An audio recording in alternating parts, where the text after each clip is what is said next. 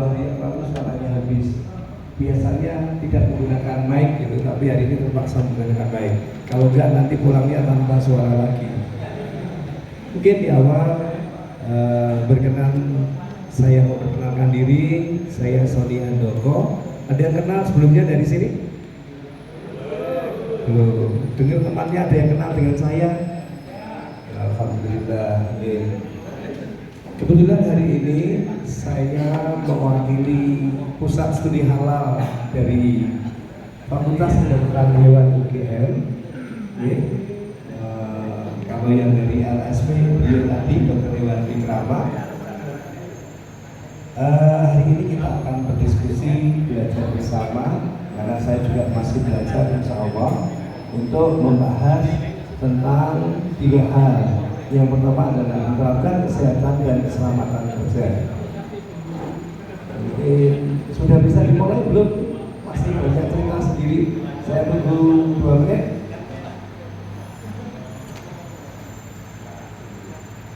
Oke, kalau sudah siap kita mulai gitu ya.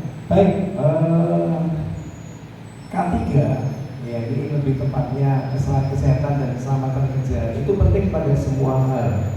Nah, yang paling kita utamakan pada kali ini adalah fokus terhadap apa yang kita hadapi atau apa yang sedang kita kerjakan saat kita menjadi juru sembelih halal.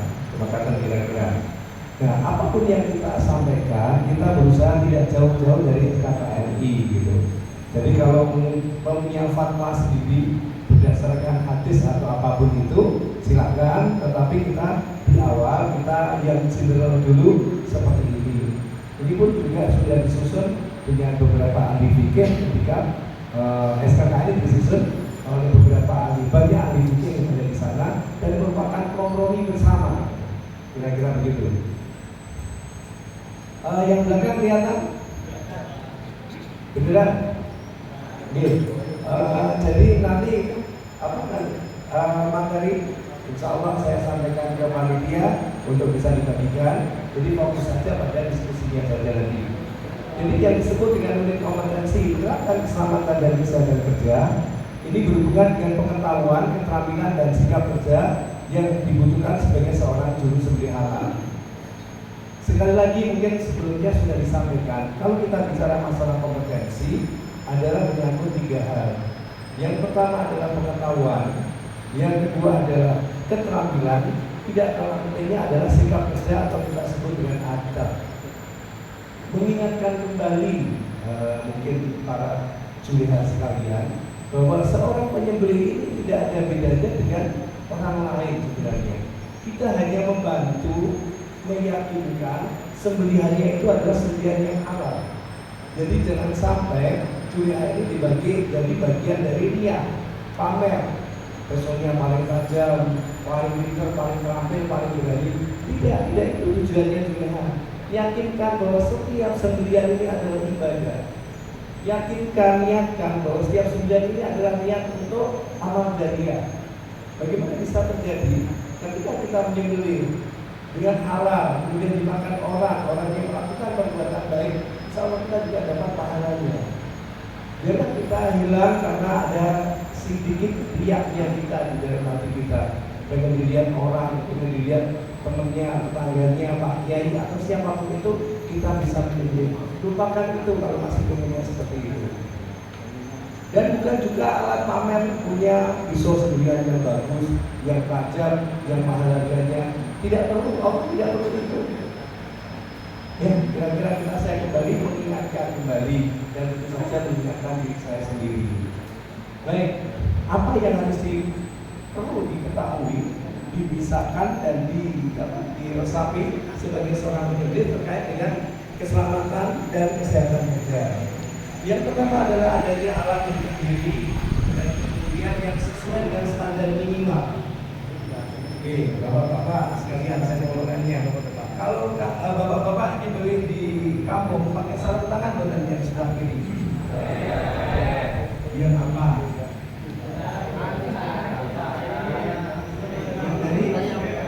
Dari saya, kira-kira yang kaki saya itu permukaan atau punggungnya? Permukaannya. Ini tanya saya sudah bertanya ini. Kira-kira kalian memakainya yang permukaan ketika menyembelih itu berisiko kena tidak? Hah? Mustahil itu ini. Yang terkena mungkin karena di punggung tangannya. Benar-benar? Ya dibalik saja. Loh ya kan? Yang perlu dilindungi kan punggungnya kan? Iya betul? Iya.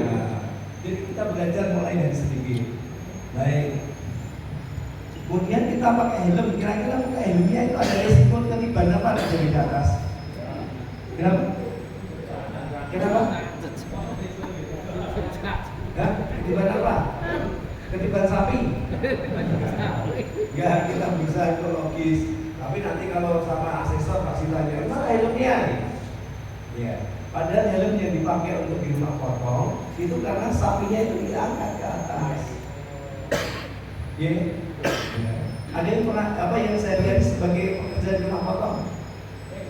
Betul. Kira-kira begitu.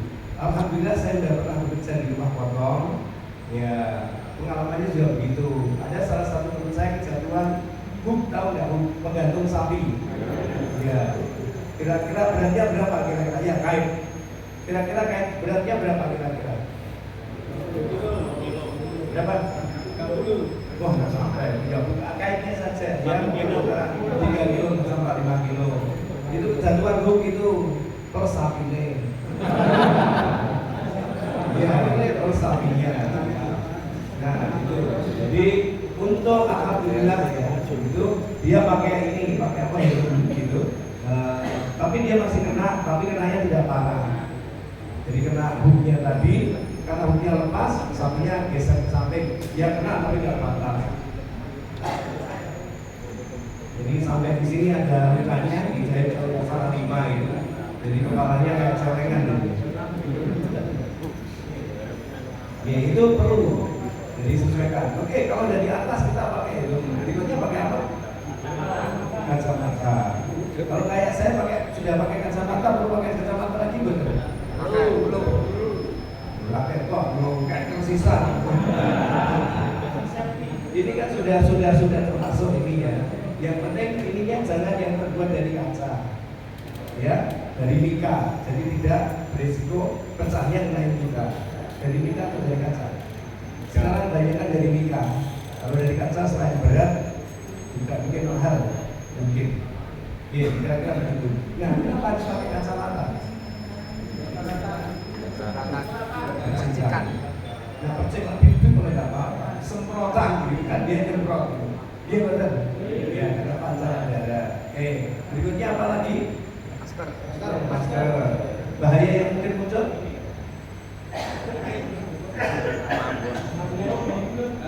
Kenapa?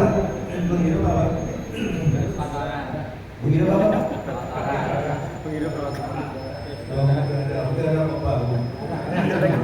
Udara apa bau darah ini? Apa lagi? Terkena pancaran. Bagian dari tubuh. Ini dulu itu mobil kayaknya begini. Apa? Masukan lalat. Jadi kadang-kadang sapi itu ada yang namanya membawa bakteri atau penyakit, bisa kena kaki kita. Salah satunya penyakit yang bisa menular sapi ke manusia yang paling bahaya apa? Nah, apalagi antara ada sporanya ya, kecil itu berudara. Dengan pakai masker, insya Allah kita melindungi. Yang kedua ada penyakit yang selain yang bisa keluar kepada manusia ke sapi atau hewan ke manusia, hewan yang besar apa kira-kira? Apa Pak? Belum. TBC Pak, TBC. Jadi, tapi bukan tekanan batin cing gitu bukan ya. Ya, TBC beneran bisa menular manusia dan maka perlu adanya masker. Kita harus pakai masker. Berikutnya, apalagi setelah itu? Apron. Bahaya yang mungkin muncul? Semprotan darah. Terus lagi semprotan air. Adeben, kotor, sepertinya. Terus berikutnya apa lagi? Sepatu. Kira-kira sepatunya perlu ujungnya ada besinya juga. Nek di duit. Ya, karena bahaya yang mungkin dengan adanya besi apa? Tertimpa. Ya, yuna kita biasanya yang ujung, ada pangkal. Ya, sama ya perlu. Kalau ada di kemudian yang jelas kita dengar dari kompreser karena rinci. Dan kita lanjutkan. Oke, tadi bahaya sudah. Baik, kita lanjutkan. Jadi di sini ada yang disebut dengan konteks variabel, yaitu mempersiapkan dan menerapkan cara kerja aman dan sehat digunakan untuk mencapai keselamatan dan kesehatan kerja. Kemudian pengangkatannya alat pelindung diri dan sudah disebutkan P3K ini juga harus disiapkan. Berikutnya dasar-dasar hukumnya, kemudian ini dasar-dasar SLI-nya tentang LPH, manajemen halal, LPH pada unggas ini sudah direvisi dan laporan halal pada dalam finansial.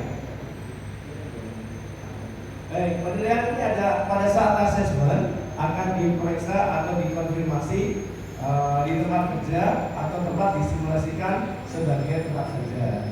Jadi nanti ini akan ditanyakan tidak secara langsung untuk unit ini, tapi mungkin sambil lalu itu sambil menyembelih sepatunya pakai apa ini dan pakai tanya harus kenapa harus pakai sepatu dan seterusnya. Dan di satu satu balai latihan atau satu tempat uji kompetensi ditanyakan mana yang harus dipakai dulu gitu. Urutannya bagaimana? Pernah ada yang gitu enggak? Belum ya. Urutannya kira-kira apa urutannya? Ya, di atas dulu. Dia pakai baju dulu tentu saja ya. Kemudian dari atas masker, kemudian ini ya. Jadi urut dan awet bersihnya terakhir pakai sepatu. Tadi menjadi kontaminasi. Ya, sarung pertama terus kemudian atas, coba dan seterusnya. Ya, kita harus tahu tentang tindakan hewan, resiko kerja dan prinsip kesejahteraan hewan. Ada yang tahu maksud kesejahteraan hewan? Ada yang disebut dengan kesejahteraan hewan itu apa? Ihsan. Ihsan. Betul, tentang masalah ihsan. Kemudian tentang memberikan pertolongan K3, disiplin dan aspek yang kritis adalah menerapkan tata kerja aman dan mengendalikan risiko sesuai dengan instruksi kerja yang aman. Jadi alat pelindung ini diidentifikasi sesuai dengan kebutuhan dan standar acuan. Kira-kira untuk menyembelih sapi perlu nggak sarung tangan baja metal glove? Perlu nggak? Perlu. Ya. Metal glove atau sarung tangan anti sayat saja tadi. Kalau pakai yang metal glove, mengganggu kulit pasti licin. Jadi pakai sarung tangan biasa aja, insya Allah udah cukup. Kemudian juga ada batas dan standar minimal. Baik, tadi kita uraikan satu-satu. Pakaian pelindung menggunakan baju atau apron khusus yang tahan terhadap cairan dan mudah dibersihkan. Ini membantu mencegah kontaminasi dan melindungi dari cairan hewan. Cairan hewan itu apa saja, Bapak? Terus urin, terus lagi apa? Liur, terus apa lagi? air mata, Kotoran. Ya. proses. Ada satu yang penting pada saat motong, tapi tidak potongnya ya. Tapi setelah dipotong, dikuliti, kadang-kadang ada yang disebut abses. Abses itu apa ya? Udun apa gitu ya. Nah, abses itu adalah sebangsa luka yang sudah sembuh, tetapi dia membentuk jendolan. Nah, kalau itu kita salah menyayat, keluarnya adalah nanah. Jadi baunya luar biasa dan ini juga kontaminasi kalau kena pada bagian bagian karkas juga harus dihilangkan karena isinya bakteri atau bekas bakteri. Paham sampai di sini Bapak? Iya. Dan ini harus dibikin namanya dilingkari sampai itu bisa dilepaskan. Jadi dikerat bagian pinggir-pinggirnya. Ya insya Allah kalau hewan korban tidak terjadi, tapi bisa jadi kalau itu di rumah potong itu bisa terjadi. Ada jarak nggak dong? Kenapa? Dari titik itu abses, kemudian dilokalisir itu ada Iya, jarak. kita teliti dulu, kemudian dilokalisirnya itu melingkar. Jadi batasannya jangan sampai menyayat pada bagian yang terkapsula atau tertutup oleh jaringan ikat itu yang melingkar biasanya. Dan kalau itu kemarin lato-lato bentuknya kayak gitu tapi banyak kecil-kecil gitu. Jadi kenapa? Ya itu abses juga. Berikutnya adalah sarung tangan. Sangat penting melindungi tangan dari pisau dan data Materi yang digunakan adalah cover atau stainless steel mesh. Nah, stainless steel mesh ini yang tadi sarung tangan baja tadi. Kemudian masker, kacamata pelindung, sepatu berkaret, pelindung kepala, helm atau penutup kepala lainnya. Jadi tidak harus pakai helm ya, kalau memang bahayanya tidak ada. Tetapi kalau diuji kompetensi, karena mungkin aksesorinya tidak standar, maaf ya, belum melakukan standarisasi analisa, bisa jadi itu dia memaksakan atau menunjukkan adanya helm. Padahal helm untuk daging atau apa itu beda dengan proyek. Kalau uji kompetensi saya lihat helm proyek, kerja proyek, terus ini sepatu bajunya proyek, atasnya proyek, ya sampai lalu dia racun.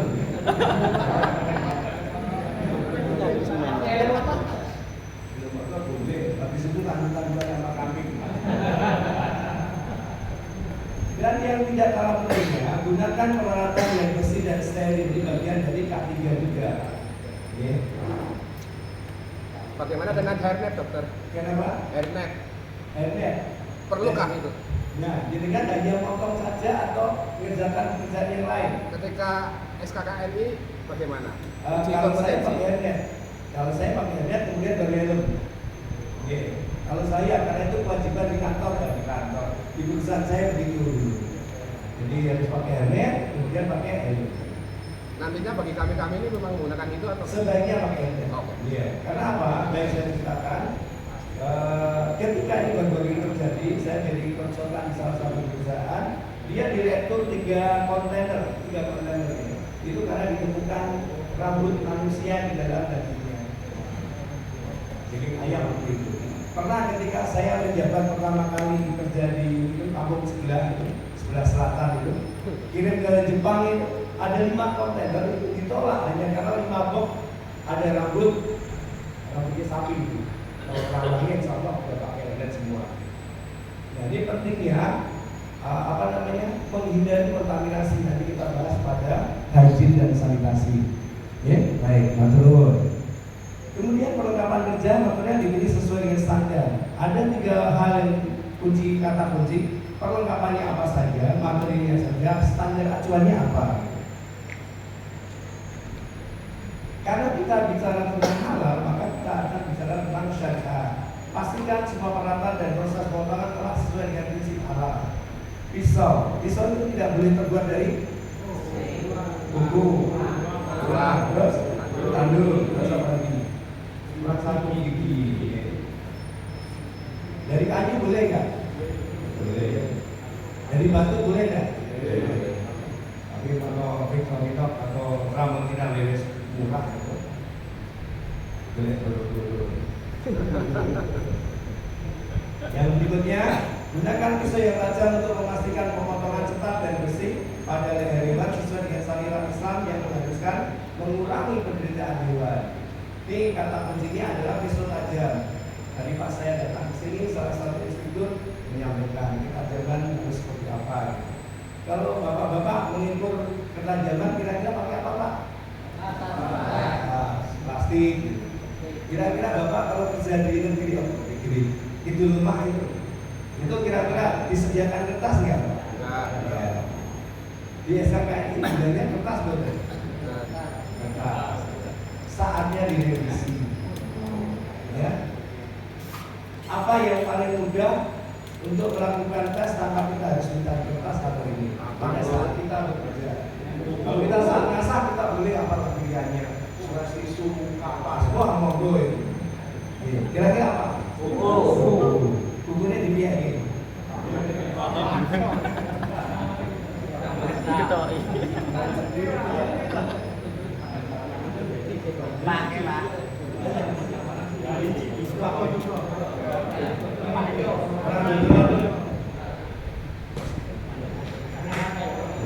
Nah, ini hari ini betul-betul gini.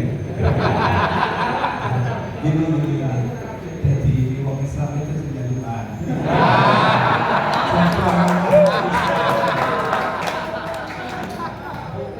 Iya, coba kalau hukum gimana caranya?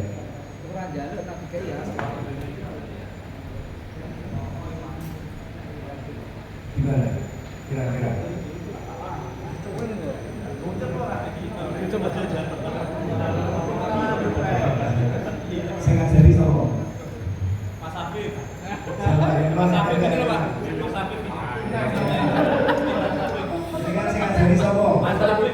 Jadi kan ya Mas Hafif. Bukan, Mas Hafif yang ngajari siapa? Pak Rianto. Nah, Pak Rianto yang ngajari siapa? Pasti. Siapa? Pak Sri. Ya Pak Sri yang ngajari siapa? Oh, makanya itu, Pak.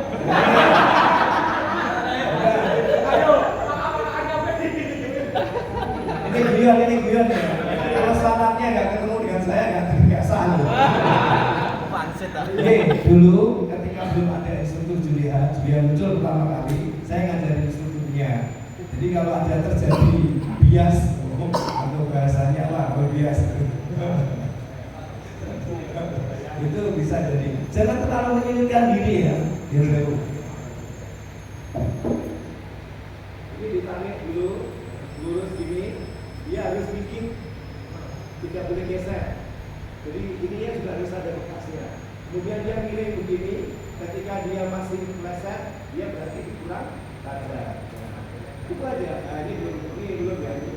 Nah, kalau ini keren, harus muncul ya. Kira-kira begitu. Jadi udah cukup lah. Dia harus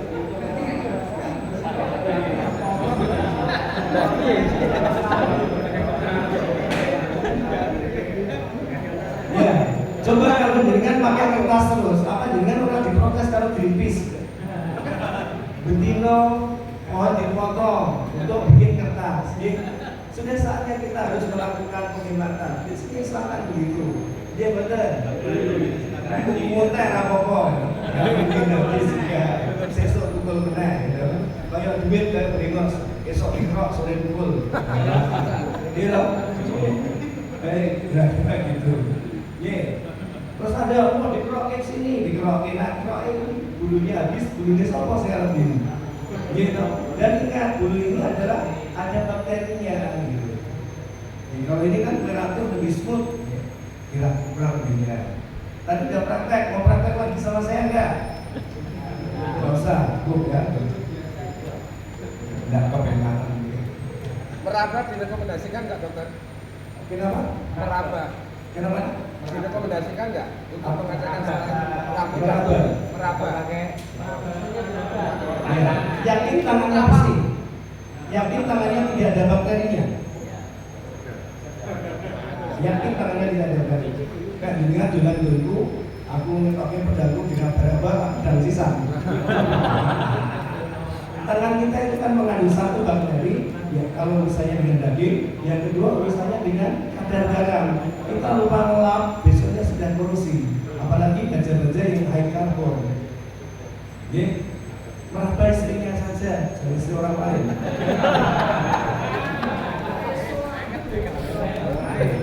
Baik, kita lanjutkan. Kemudian teman-teman, pilih pisau yang terbuat dari baja yang tahan karat untuk memastikan kebersihan dan ketahanan terhadap karat. Pilihan pisau ya ini untuk kaitannya dengan K3.